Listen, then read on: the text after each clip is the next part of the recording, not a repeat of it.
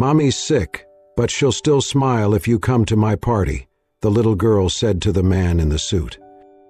The wind whispered through the bare trees, carrying with it the faint crunch of dry leaves skittering across cracked pavement. In a small, forgotten park tucked behind a row of aging apartment buildings, James Crane sat alone on a weathered bench, his charcoal suit pressed to perfection, his black leather shoes immaculately polished. Yet nothing about him looked whole. His shoulders slumped forward slightly, and his fingers clutched a lukewarm paper cup of coffee, like it was the only thing anchoring him to the present. It had been 6 years to the day. He had just come from the cemetery. The marble headstone bearing his daughter's name still gleamed, untouched by the dirt and neglect of the world around it. He had left white roses, her favorite, though she never got old enough to say it with certainty. There had been no ceremony, no guests, just him and the silence he had grown too used to. He stared blankly ahead, lost in a fog of what-ifs and regret. That was when he felt it, the sensation of being watched. A soft shuffle on the concrete drew his eyes to a small figure standing a few feet away, a little girl no older than 3, with tousled blonde hair and a faded blue dress, clutched a tiny cloth bag against her chest. Her shoes did not match, one red, one pink, and her cheeks were smudged with what might have been chocolate or dirt, but her eyes were clear, wide, and fixed on him. "Are you sad too, mister?" she asked, her voice light and curious, like a question about the weather. James blinked, taken aback. "What makes you think that?" She pointed, matter of fact. "Because you're sitting alone, like me." That hit harder than it should have. "And why are you alone, sweetheart?" The girl's expression turned serious. "It's my birthday today. Mommy's sick, but she'll still smile if you come to my party." James stared at her, his mouth slightly open. He had faced boardrooms, billion-dollar acquisitions, cutthroat negotiations, but he had no defense for this. He glanced around. A few kids played in the distance, none paying attention. Behind them, a row of brick apartments loomed, worn and tired. I don't think I should intrude," he said carefully, starting to rise. But her tiny hand reached out, tugging at the sleeve of his coat with surprising firmness. Her voice this time was softer. "Please, I saved candies from school for this."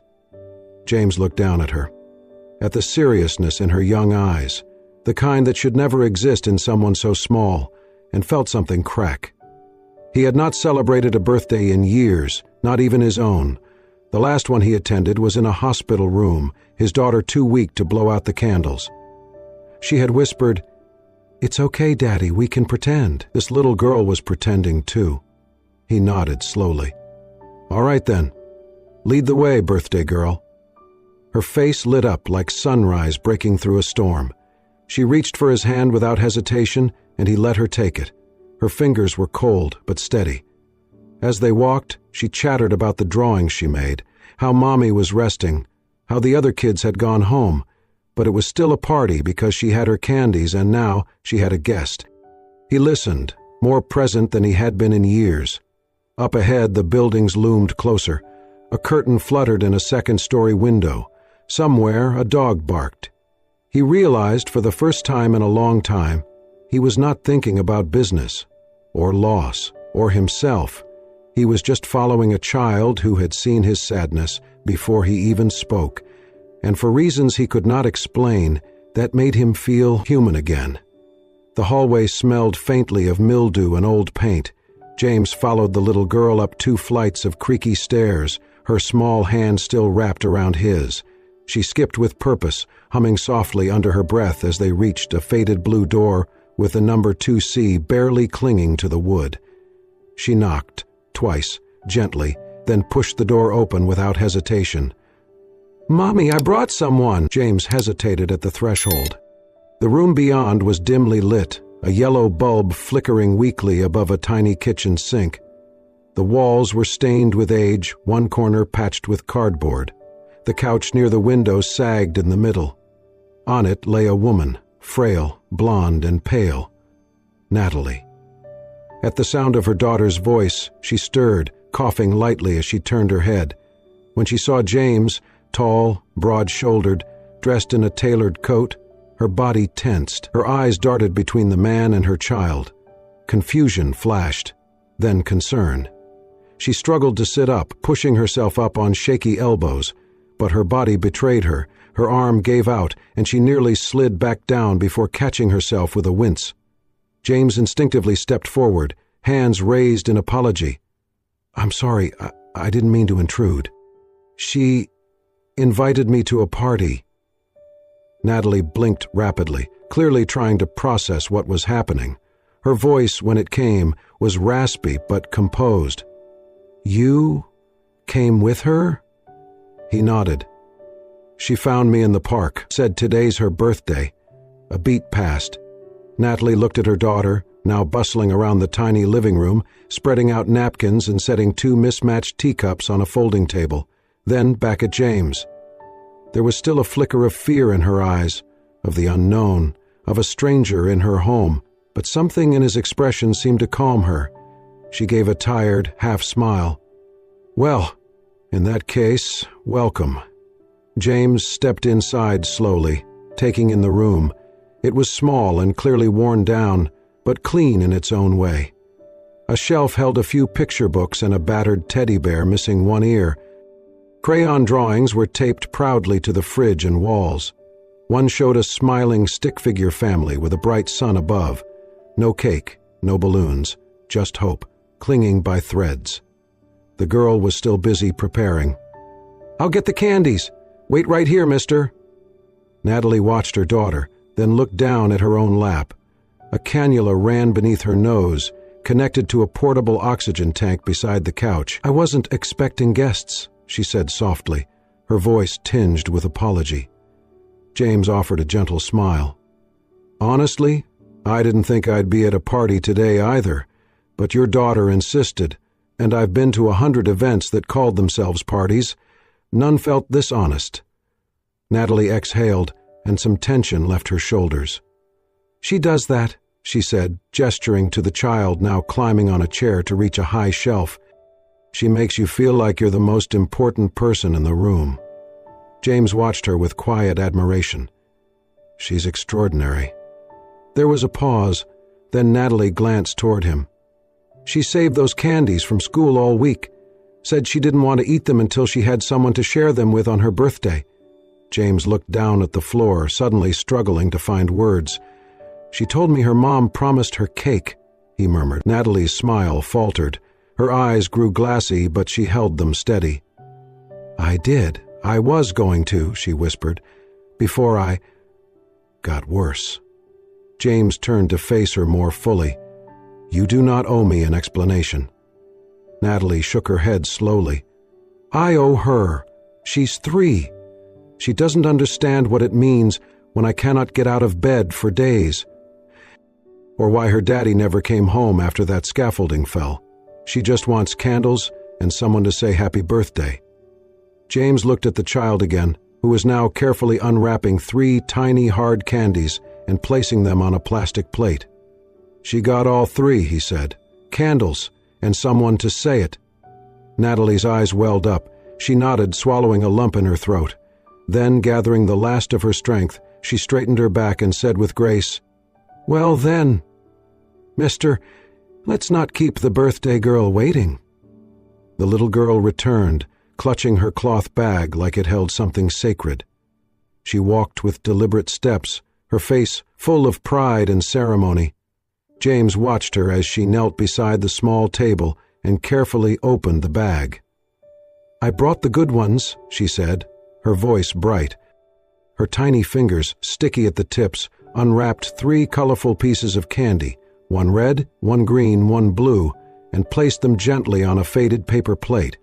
The cartoon animals on it were worn and smudged, but the care in her hands made them feel precious. James slowly lowered himself to the floor, folding his coat neatly beside him. Sitting cross-legged, he reached for the green candy and held it between his fingers, as if he had never seen anything more valuable. "Thank you," he said sincerely. She smiled proudly. "That one's minty. Mommy says it's good for your breath." He chuckled, surprised by the sound of his own laughter, soft, genuine, and long absent from his life. Natalie watched quietly from the couch, her body leaning back into the cushions, one hand pressed lightly over her chest. Her daughter's smile had returned, full and unburdened, and for the first time in weeks, the fatigue around Natalie's eyes seemed to soften. "Okay," the little girl said, taking a breath. "I'm going to sing now." James sat up straighter, hands in his lap. "We're ready." She closed her eyes and folded her hands, as if preparing for a ceremony. Her voice was light and trembling. "Happy birthday to me. Happy birthday to me." But on the final line, her voice faltered. Her eyes drifted to the plate. There was no cake, no candle, just candy and silence. Still, she smiled, lifting her chin slightly. "Now I'll blow out the air," she said. She leaned forward and exhaled gently over the plate. No flame, no smoke, just the sound of her breath, soft and determined. Natalie's lips trembled, her throat tightened. She blinked hard, but a tear slipped through anyway. James swallowed, the moment catching him off guard. It was so simple, so pure, it broke past all the years of silence he had built up around himself. Then the little girl turned to him and asked in a whisper, "Mister, do you think wishes come true without candles?" He did not answer right away. Instead, he reached into his coat pocket and pulled out a silver lighter. It was old, the initials worn but still legible. He looked around, spotted a toothpick in a cup near the sink, snapped it in half, lit the tip and held it up in front of her. "Only," he said softly, "if someone else lights it for you." The girl's eyes widened. "It's a real flame?" He smiled. "Make your wish, princess." She leaned in, cheeks puffed, and blew gently. The small flame vanished in an instant. The room grew dim again, but the glow it left behind lingered. Then, silently, James reached into his bag again. He took out a mechanical pencil, opened it carefully, and used the plastic casing to fashion a tiny, makeshift candle. He stuck it upright in the center of the plate. Without speaking, he handed the lighter to Natalie. She hesitated. Her eyes moved between James and her daughter. Her hand trembled slightly as she flicked the lighter once, twice, until the tiny flame sprang to life again. She lit the improvised candle. The girl clapped in delight. "It's a birthday now? A real one?" James grinned. "Happy birthday." Natalie let out a laugh, fragile, airy. It turned into a cough, but she did not cover her face. Instead, she let herself laugh through it. A tear rolled down her cheek. She made no effort to wipe it away. "I can't believe this," she said, her voice barely above a whisper. James looked at her. "Believe it. It's happening." Natalie covered her mouth, eyes glistening. "I haven't seen her this happy since before the diagnosis." James held her gaze, steady and kind.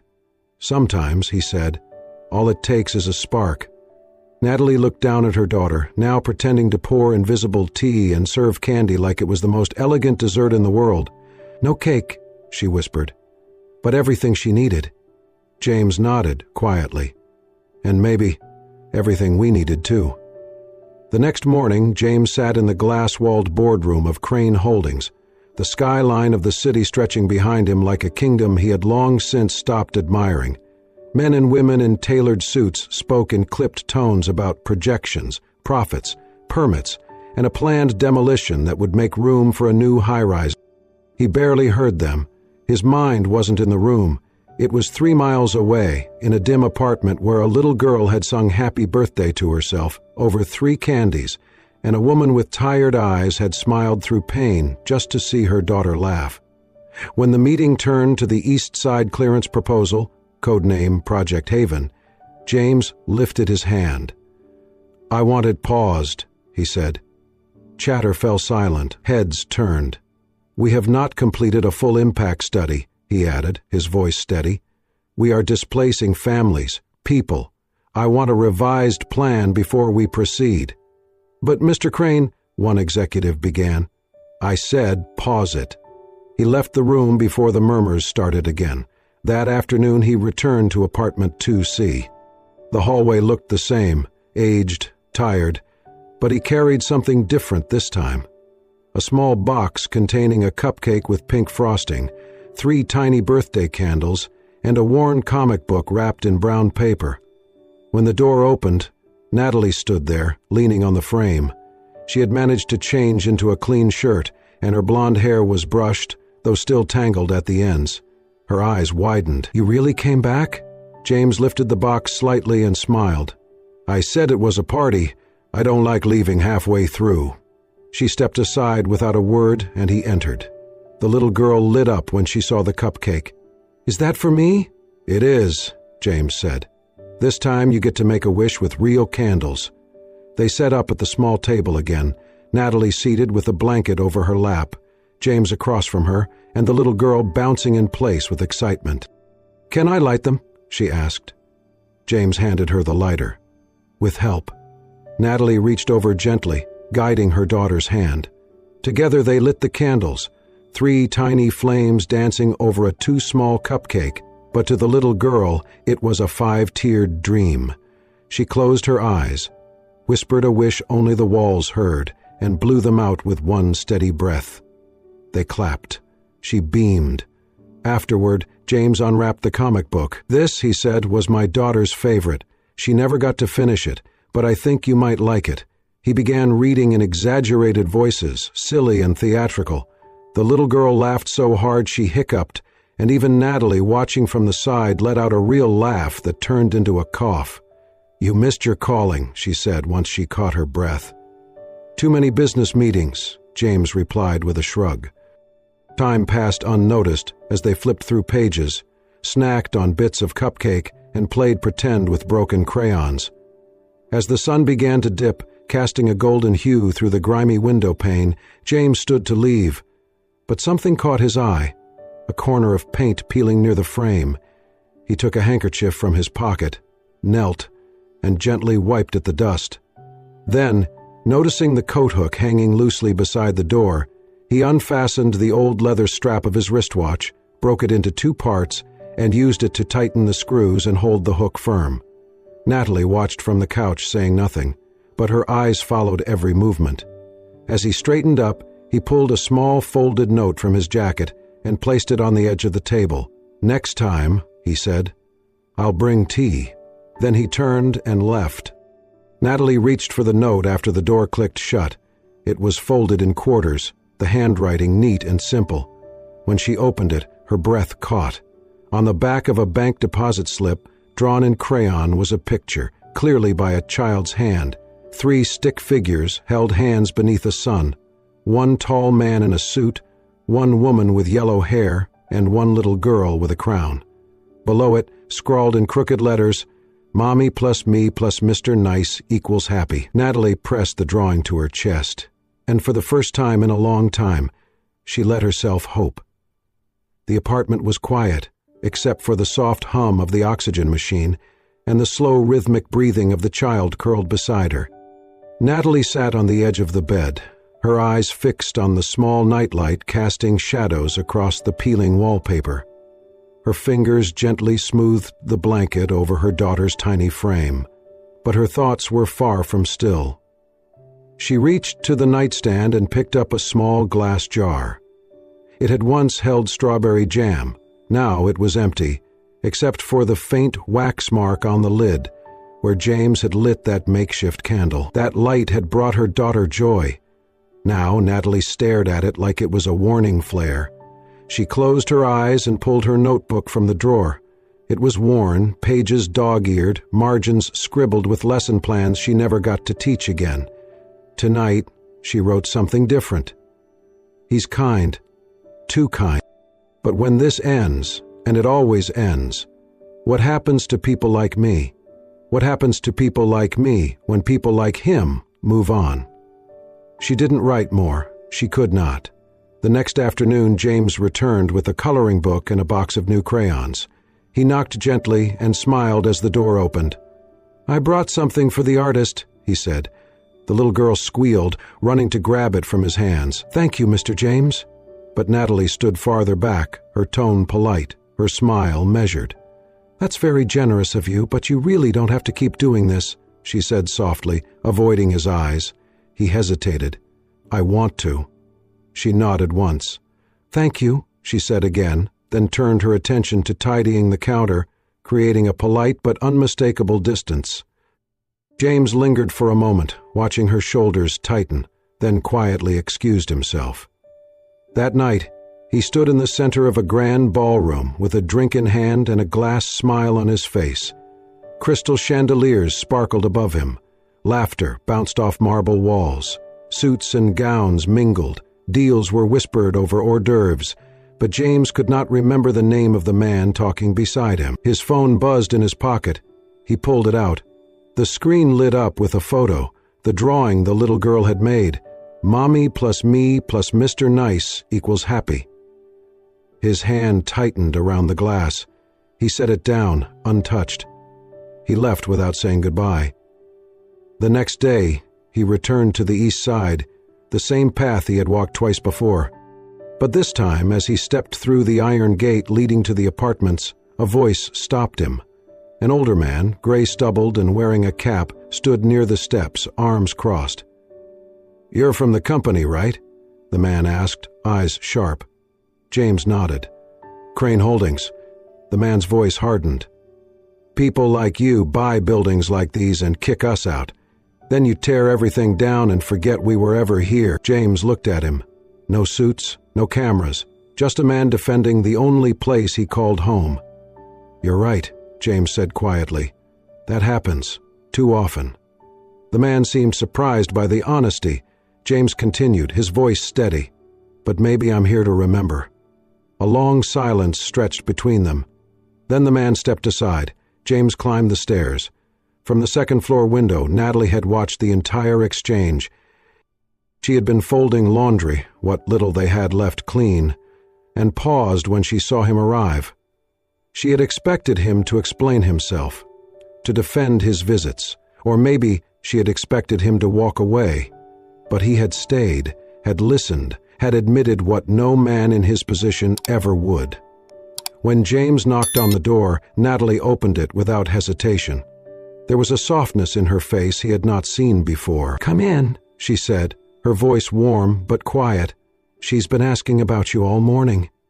James smiled, stepping inside. The little girl ran to him, crayons in hand, already babbling about a new drawing. Natalie leaned against the doorframe, watching them.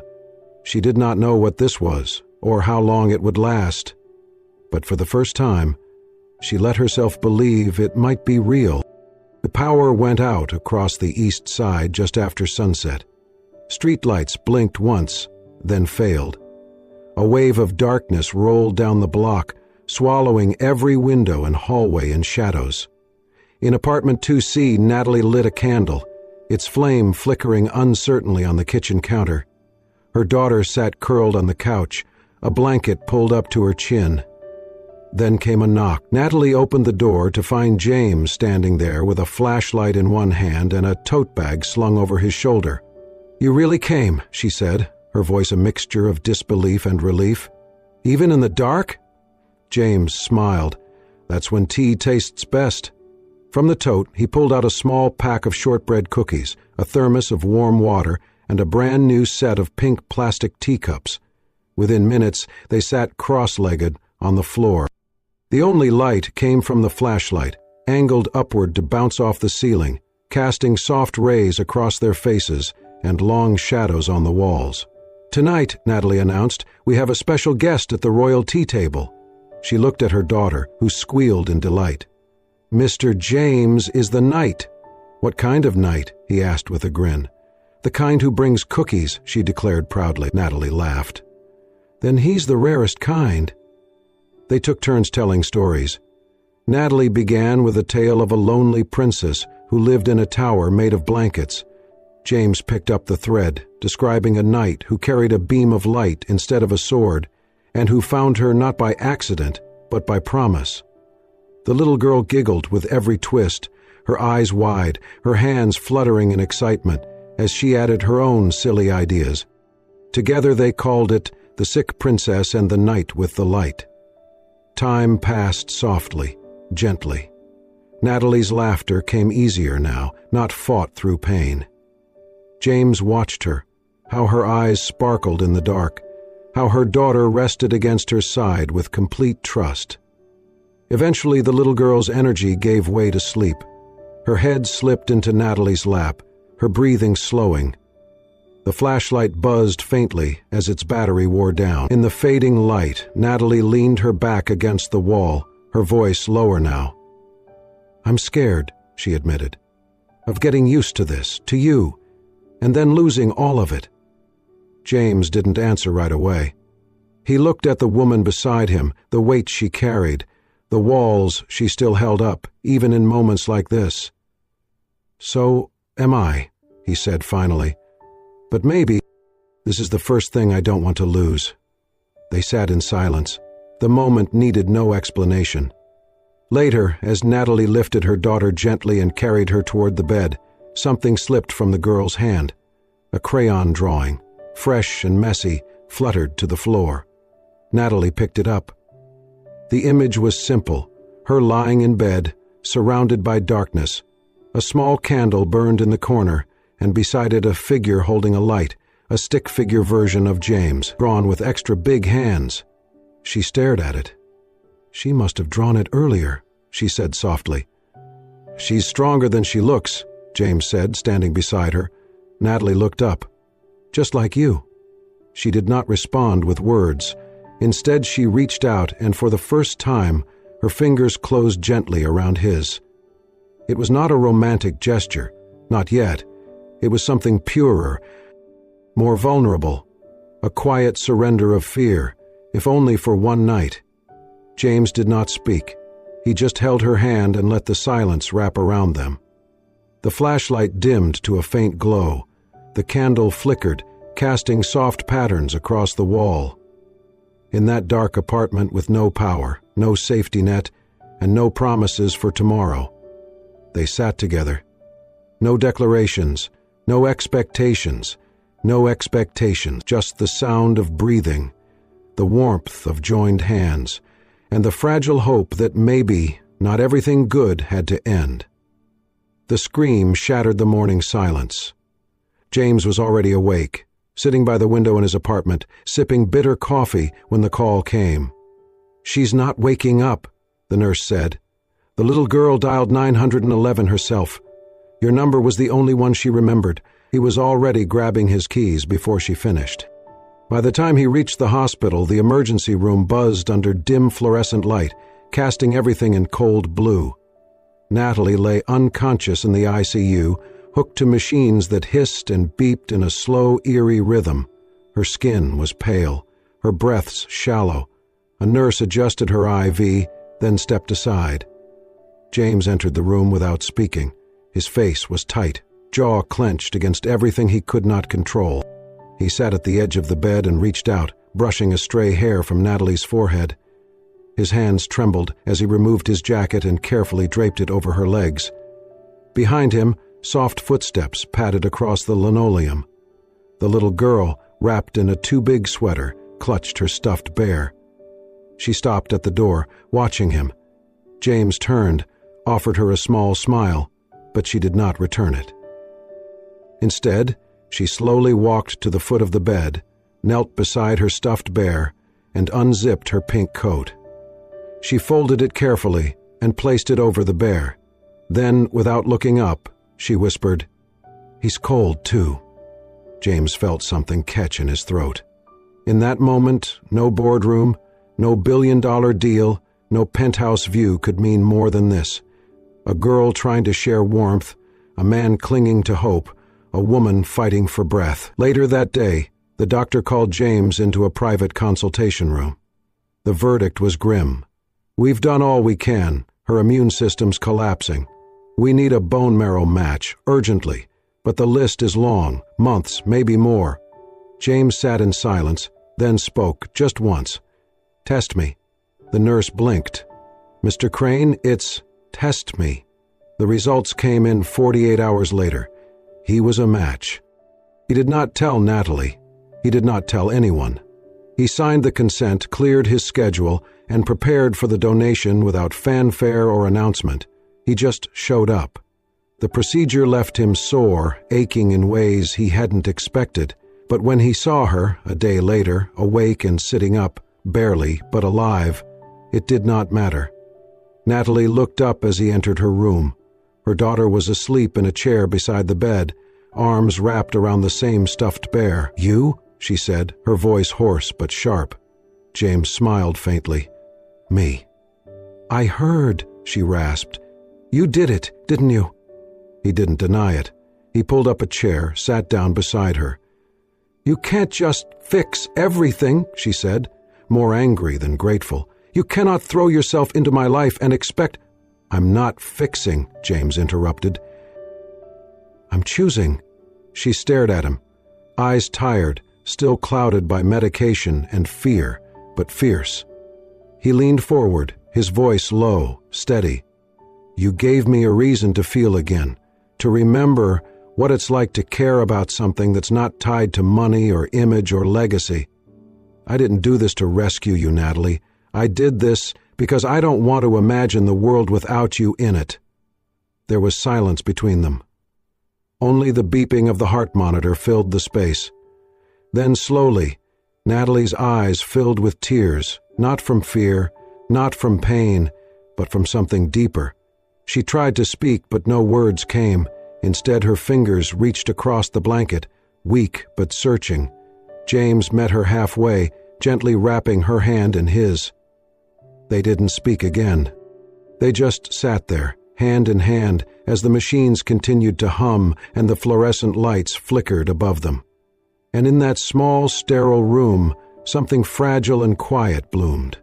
Not salvation, not a fairy tale ending, but something real. A choice. A life not promised, but still worth fighting for. The backyard was small, but it had never looked more magical. Streamers fluttered in the breeze, tied between the crooked posts of a weathered fence. Paper lanterns swayed overhead, casting soft golden glows as dusk approached. Children ran barefoot through the grass, their laughter echoing under the wide-open sky. A table stood at the center, covered with a pastel cloth, plates of cupcakes, juice boxes, and, at its heart, a single round cake, covered in white frosting, with 4 pink candles waiting to be lit. Natalie stood beside it, smiling. Her hair had grown back in soft, golden waves that brushed her shoulders. She wore a pale blue dress, nothing extravagant, but it brought out the color in her eyes. She moved slowly, still recovering, but every step was hers. James stood at her side, holding the birthday cake carefully as their little girl twirled in front of them, her dress a flurry of ruffles and sparkle. She was 4 now. A crown sat crooked on her head, plastic, glittering, and perfect. "Princess!" James called out. "Your royal cake is ready." The girl skipped over, hands clasped together in anticipation. James knelt, balancing the cake as Natalie lit the candles. Around them, the crowd quieted. Friends, neighbors, even some of James's colleagues who had finally understood why their boss had changed so much in the past year. But in that moment there were only 3 people that mattered. The little girl leaned forward, the candlelight dancing in her wide eyes. Before she blew them out, she leaned toward James and whispered, "You were my first candle." He paused. Then he smiled, genuine, deep. He leaned in and whispered back, "And you were my first light." She blew out the candles with one big puff, laughter bubbling from her chest as the crowd clapped and cheered. James stood, setting the cake down, but his eyes never left the girl or her mother. Natalie reached for his hand, and he took it without hesitation. She looked at him, not as a man who had given her back her health, or bought her gifts, or stayed longer than anyone else ever had, but as someone who had chosen her every day since. No contracts, no conditions, just love. A song played from a small speaker. Children danced and parents mingled, but at the center of it all stood the 3 of them, once broken in different ways, now whole in the only way that mattered. They were a family. As the sun dipped below the rooftops, casting long shadows over the yard, James lifted the little girl into his arms. "Did you make a wish?" he asked. She nodded. What was it? She leaned close again, lips to his ear. I wished that we could stay like this forever. He pulled her close, kissed her forehead. We already are, he said. Natalie joined them, wrapping her arms around both. And there, under the fading light and soft glow of lanterns, they stood, just a woman who had fought to stay alive, a man who had learned how to live again, and the little girl who had lit the way for them both.